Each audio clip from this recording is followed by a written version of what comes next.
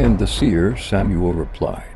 Go up ahead of me to the high place, for today you are to eat with me, and in the morning I will send you on your way and will tell you all that is in your heart. As for the donkeys you lost 3 days ago, do not worry about them. They have been found. And to whom is all the desire of Israel turned, if not to you and your whole family line? Saul answered, But am I not a Benjamite, from the smallest tribe of Israel? And is not my clan the least of all the clans of the tribe of Benjamin? Why do you say such a thing to me? Then Samuel brought Saul and his servant into the hall and seated them at the head of those who were invited, about 30 in number. Samuel said to the cook, Bring the piece of meat I gave you, the one I told you to lay aside. So the cook took up the thigh with what was on it and set it in front of Saul. Samuel said, Here is what has been kept for you. Eat, because it was set aside for you for this occasion from the time I said, I have invited guests. And Saul dined with Samuel that day. After they came down from the high place to the town, Samuel talked with Saul on the roof of his house. They rose about daybreak, and Samuel called to Saul on the roof, Get ready, and I will send you on your way. When Saul got ready, he and Samuel went outside together. As they were going down to the edge of the town, Samuel said to Saul, Tell the servant to go on ahead of us. And the servant did so, but you stay here for a while, so that I may give you a message from God. Then Samuel took a flask of olive oil and poured it on Saul's head, and kissed him, saying, Has not the Lord anointed you ruler over his inheritance? When you lead me today, you will meet 2 men near Rachel's tomb, at Zelzah on the border of Benjamin. They will say to you, The donkeys you set out to look for have been found, and now your father has stopped thinking about them and is worried about you. He is asking, What shall I do about my son? Then you will go on from there until you reach the great tree of Tabor.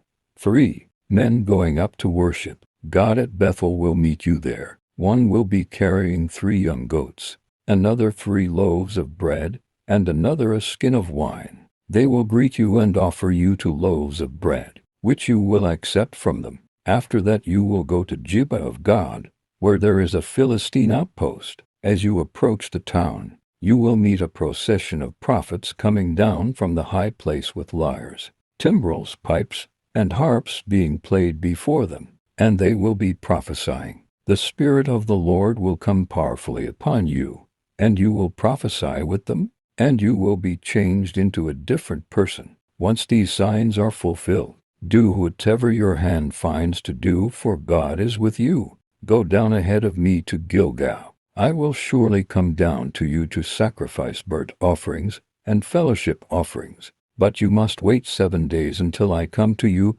and tell you what you are to do. Saul made king. As Saul turned to leave Samuel, God changed Saul's heart, and all these signs were fulfilled that day. When he and his servant arrived at Gibeah, a procession of prophets met him. The Spirit of God came powerfully upon him, and he joined in their prophesying. When all those who had formerly known him saw him prophesying with the prophets, they asked each other, What is this that has happened to the son of Kish? Is Saul also among the prophets? A man who lived there answered, And who is their father? So it became a saying, Is Saul also among the prophets? After Saul stopped prophesying, he went to the high place. Now Saul's uncle asked him and his servant, Where have you been? Looking for the donkeys, he said. But when we saw they were not to be found, we went to Samuel. Saul's uncle said, Tell me what Samuel said to you. Saul replied, He assured us that the donkeys had been found, but he did not tell his uncle what Samuel had said about the kingship. Samuel summoned the people of Israel to the Lord at Mizpah and said to them, This is what the Lord, the God of Israel, says, I brought Israel up out of Egypt, and I delivered you from the power of Egypt, and all the kingdoms that oppressed you, but you have now rejected your God, who saves you out of all your disasters and calamities. And you have said, No, appoint a king over us. So now, present yourselves before the Lord by your tribes and clans. When Samuel had all Israel come forward by tribes, The tribe of Benjamin was taken by lot. Then he brought forward the tribe of Benjamin, clan by clan, and Matri's clan was taken. Finally Saul son of Kish was taken, but when they looked for him, he was not to be found. So they inquired further of the Lord, "Has the man come here yet?" And the Lord said, "Yes, he has hidden himself among the supplies." They ran and brought him out, and as he stood among the people he was a head taller than any of the others. Samuel said to all the people, "Do you see the man the Lord has chosen? There is no one like him among all the people." Then the people shouted, "Long live the king!"